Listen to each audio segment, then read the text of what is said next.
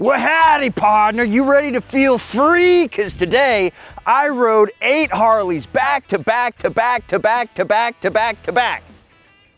Wait, hold on. That's only 7. To back. There we go. Now we're feeling good.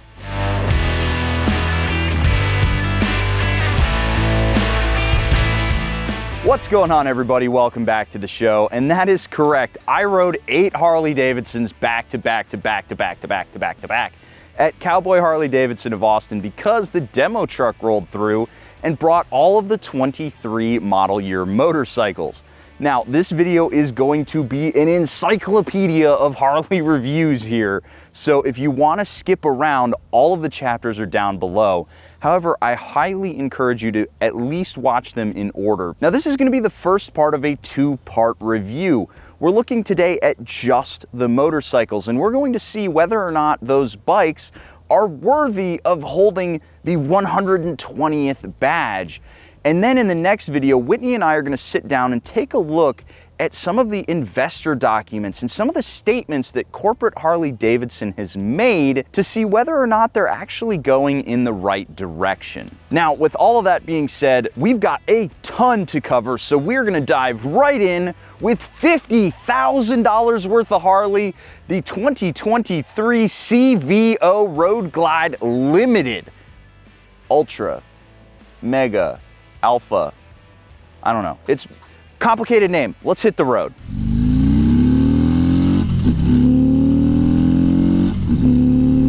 All right, so the TC kicked in there, so we know it works. Yeah, okay.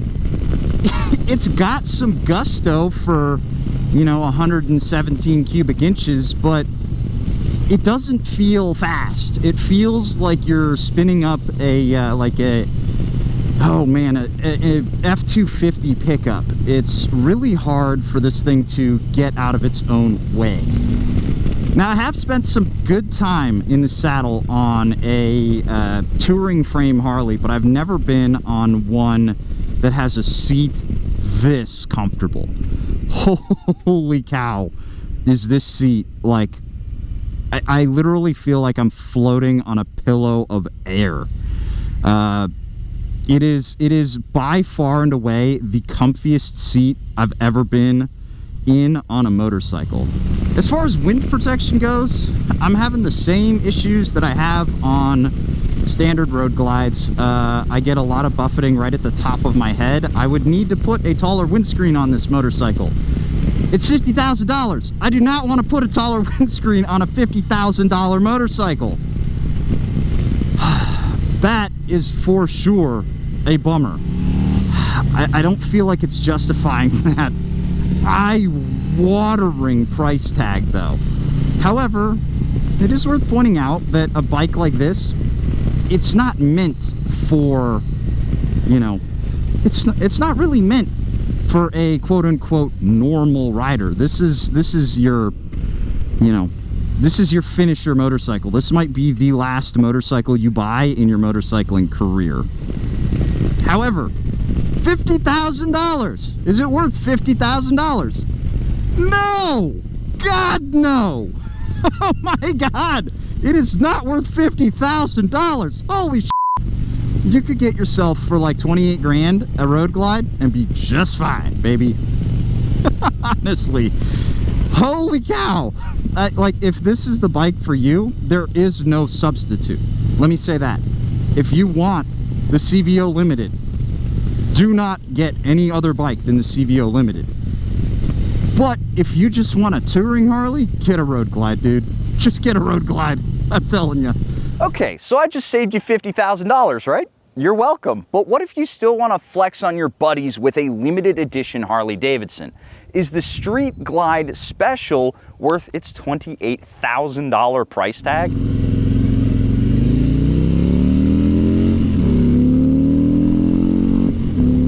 Yeah, okay. I mean, that's okay. The power's fine. It's not gonna wow you. Again, this is the 114, so it's not a particularly big well, oh my God, I can't believe I just almost said that sentence. It's a huge motor, but in terms of the Harley world, this is the new standard motor. You know, they still sell 107s, but they're not building 107s anymore. They're only going to be selling 114s. But the 117 is the best one I've felt, and it's only because it's got more power. You do have yourself all the like nice touring farkles and stuff. You've got your cruise control, you've got all that technology that I've mentioned a bunch of times on these motorcycles, to the point where I'm, you know what, I'm just going to stop mentioning it because they kind of all have it at this point. But the bike feels fine. It feels fine. I don't like the wind protection on this. It's dumping it in the wrong spot. You're probably hearing a lot of noise off my helmet. That is down to where it's putting the wind. Not a fan. And you know what? It's just, this one doesn't do it for me. Now, some stuff about this particular model, because this is the new special paint colorway for 120th. The paint is flawless. It's one of the nicest paint jobs I've ever seen on a motorcycle ever. But I'm not going to give Harley points for color, you know? You don't get a pass in my book because your bike is pretty. You just don't. This is one of the bikes that was a huge letdown for me when I saw the 120th anniversary reveal, and it was just bold new graphics. It was a Suzuki move, bold new graphics. It's fine, but it's way too much money for a fine motorcycle. Sorry. And the handling, again, it's a touring frame Harley. A lot of the geometry and architecture is very similar, so it handles exactly as you'd expect. It's very easy to ride a bike like this. But again, dude, street glide riders, have you tried a road glide? Have you tried a road glide? Really? I'm gonna take this thing back to the dealership. I'm not in love with the street glide. I'm sorry, street glide riders. This one's not for me. Next. So I talked a big game about the road glide in that last session. Let's take the ST out on the road and see whether or not it's really worth its $30,000 asking price. But before we do, a quick word from today's sponsor, Fantic. All right, story time real quick. I was out driving one night in my car and I hit a nail and had a pretty severe leak in the tire. By the time I pulled over, it was completely flat, but luckily I had my tire inflator on hand, and it took a car tire from 0 to 40 pounds and topped up all the rest with about 25% battery remaining. The Fantic X8 tire inflator has been a staple of my motorcycle EDC for a long time, and I highly recommend you pick yourself up one. It's super easy to use, whether you're just checking your PSI or airing up your tires, or maybe you need a light on the side of the road. It charges quickly, and the internal battery holds charge for a long time, so you don't need to worry about constantly topping it off if it's been sitting on a shelf. The best part is you can get yourself an X8 for 50% off by clicking the link down in the description below and using the code SPITEX850. Again, that's 50% off with the code SPITEX850. Get them while they're hot. Now, let's check out this Road Glide ST. Once again, we come back to the 117 is the motor to get. If you're going to get yourself a Harley Davidson, make sure you're getting one that has the 117 motor in it, because that's the one that's actually really fun. It's set up and ready to rock and roll, and a little bit of traction control as the rear tire slips there. Yeah, it's a fun motor. This thing boogies. I really like it. However, if this were my bike, I gotta get a taller windscreen.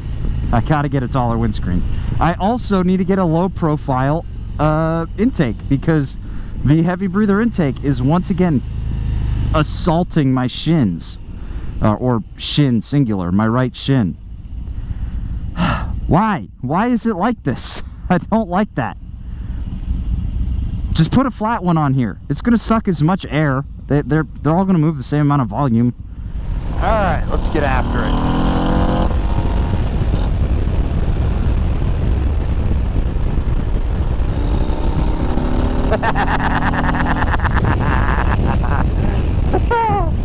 Yeah, this thing will get it.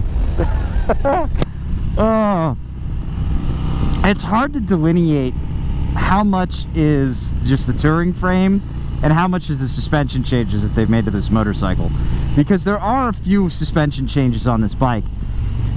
Suffice it to say, I don't think that they're earth-shattering, but of the bikes that I've ridden on the touring frame, this is by far the best handling. It is very light. If you're going to end up getting a touring frame bike, this is the one to get. It is more expensive, so maybe you get with the regular Road Glide and then, you know, build it up a little bit. But either way, you can't really go wrong. The Road Glide's a great bike, and I am thoroughly a part of Shark Nation, so that's just how it be. Assuming you get rid of that heavy breather. Oh, I can't stand that heavy breather. I can't use the rear brake and the heavy breather at the same time. That's not how that just doesn't work. But you know what? An air cleaner is easy. Just put a different air cleaner on this bike and call it a day. Next. Now, last up in the touring frame Harleys, this is the Road King Special, the touring bike that you have at home. Surely this thing is worth its $24,000 asking price, right? Now, this bike is special because it has the stage 1 all the way through, including the Screaming Eagle pipes. And you can really tell this bike definitely feels a lot more like a 117 than a 114. But then the question becomes, why not just get a 117? Open it up.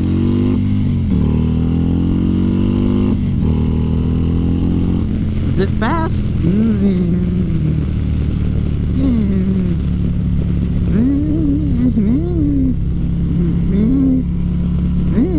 It's fine.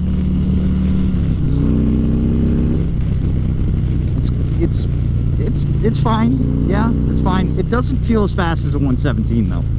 The biggest thing I can say for this is that it's a touring bike without all of the pretension that comes with gigantic fairings. You know, if you're looking for something that's just a little bit more subtle, something that could pass as just a cruiser and not like a intercontinental Harley, you know, ballistic missile machine, this is the way to go. You know, you could take this off and then it just looks like a cruiser. There isn't really a lot to say about all these bikes in terms of handling. You're splitting hairs. However, I will say, of the bikes, this is the one that's leaving me perhaps the most lukewarm. This is the most average experience I've had. It's doing the thing. You know what else does the thing? The Versus 650. 5 out of 10. Next. Now let's leave the land of grand American touring and have some real fun on a motorcycle, the Lowrider S. Let me show you my first impressions on this. Yeah!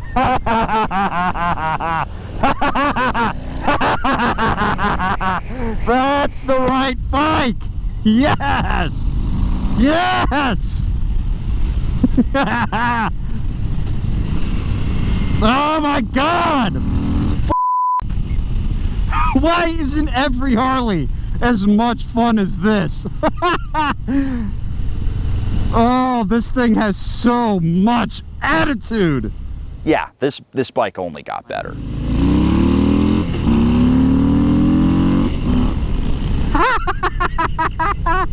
Oh, f***, I love the back tires spinning loose on this thing.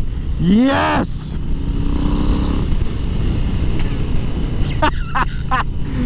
This is the Harley right here. If I was gonna buy one, it's Lowrider or Lowrider ST. Oh man, are they so much fun. You got that 117 in here. It is feeling really nice because it's stripped back. There isn't a ton of extra weight on this thing. Everything you need, nothing you don't. But now that I've let the adrenaline come down a little bit, let's talk about some issues with this motorcycle, because it's not perfect. The ergonomics package from my hips up feels great. From my hips down, nuh-uh. But with the tall boy seat, that's going to change that significantly, and I have experience with that. Oh, that sound is good too. I don't know, this has just the right amount of roughness to it. It's not polished smooth. They knew exactly where they wanted it to still have that kind of character. Oh yeah, and the torque out of the 117, baby, is so succulent. This is a Harley you keep in the top end. You're running like 3,500 RPM to 5,500 all the time.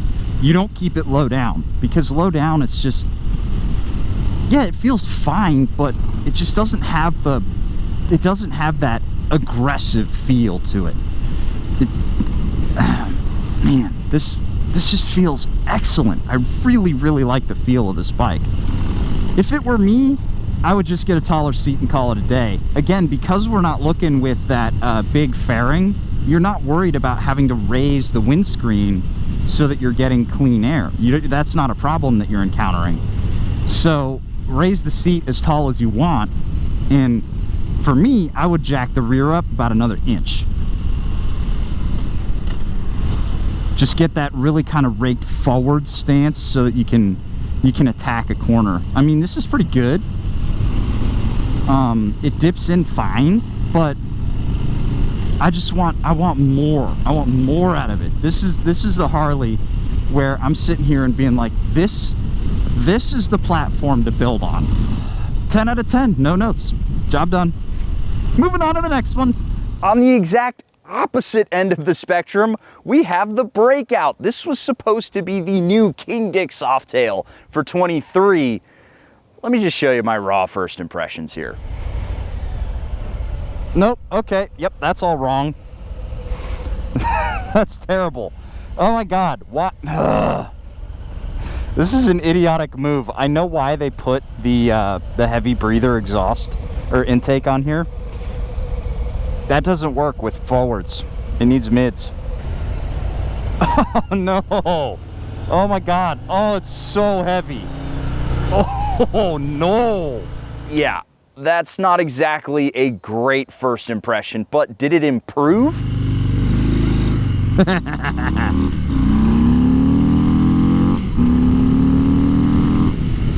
Yeah, okay, yeah, it's pretty fun. I broke the back tire loose. That was fun.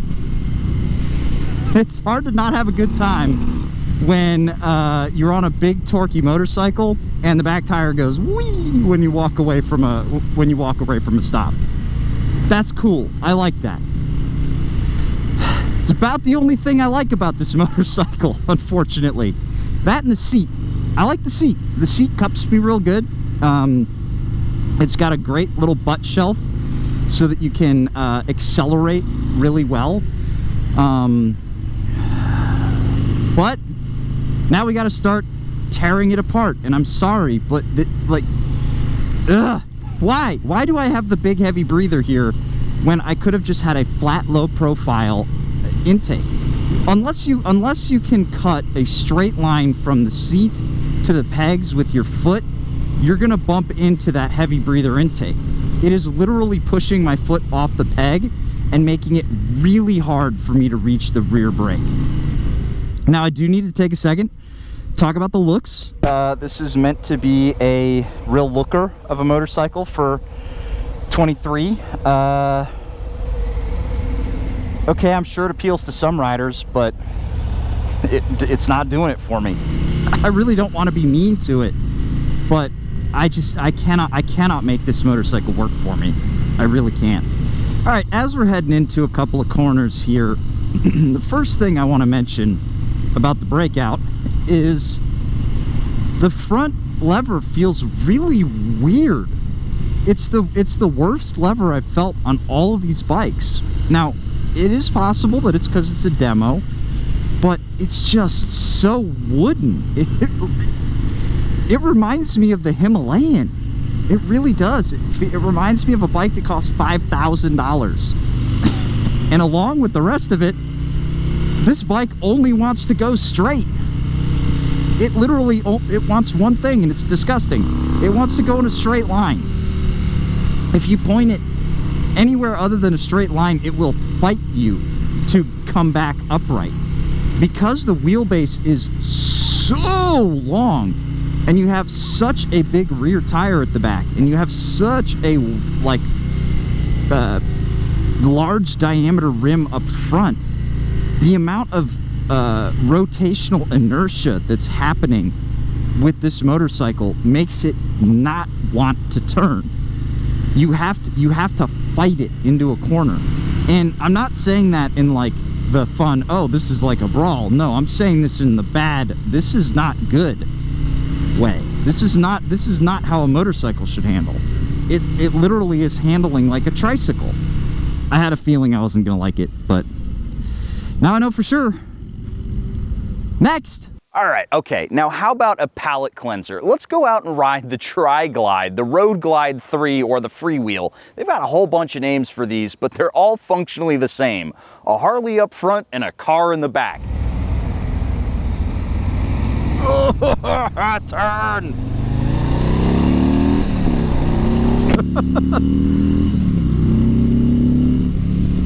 Oh man.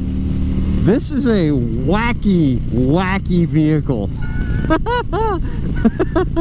This is super unique. Actually, I'm having a lot of fun. I'm not having fun for the reasons you would expect. I'm not having fun because, you know, this is like a super cool bike. I'm having fun because this is such a unique experience for me.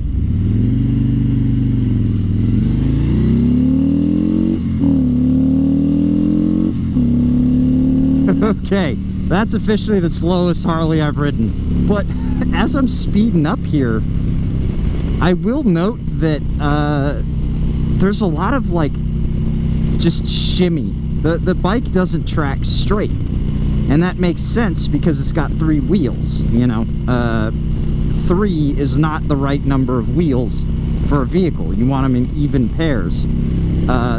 That way that they, you know, they track correctly.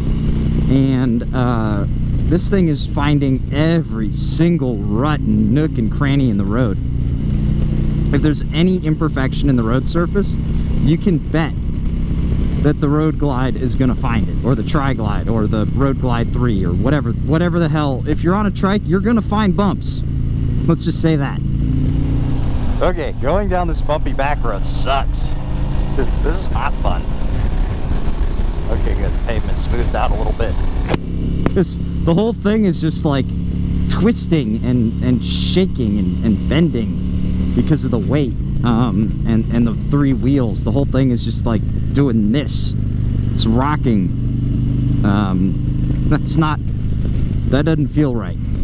So going through a couple of these corners, the biggest thing I can say about this bike or trike is that you need to be paying attention. You really need to be paying attention.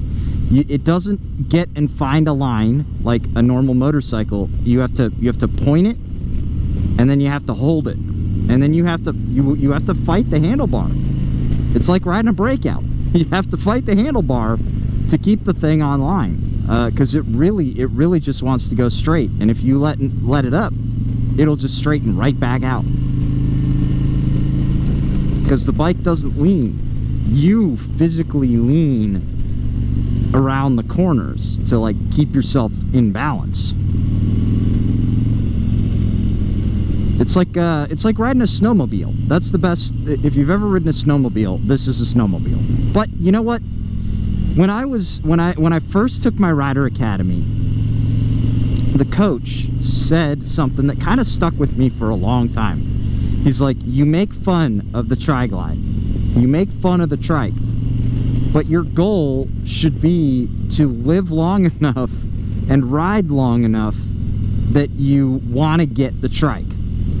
Because it's an old guy bike. It's totally an older person motorcycle. Because you don't have to hold it up. It's very easy to ride, and it still gives you the experience of kind of being on 2 wheels. The Spikes Corner retirement plan. Get a Tri-Glide.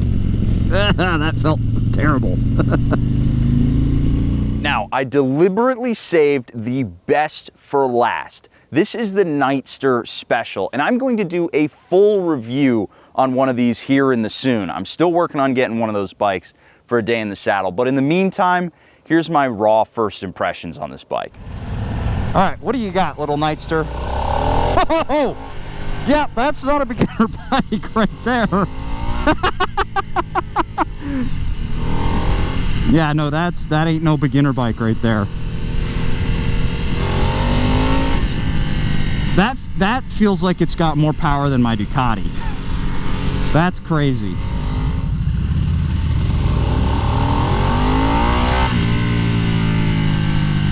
Weird. It bogs down low. That was odd. But this is one of the first bikes I've ridden today. In fact, it is the first bike I've ridden today where catching up to somebody is just a matter of running through one gear. It's not two. This is properly quick.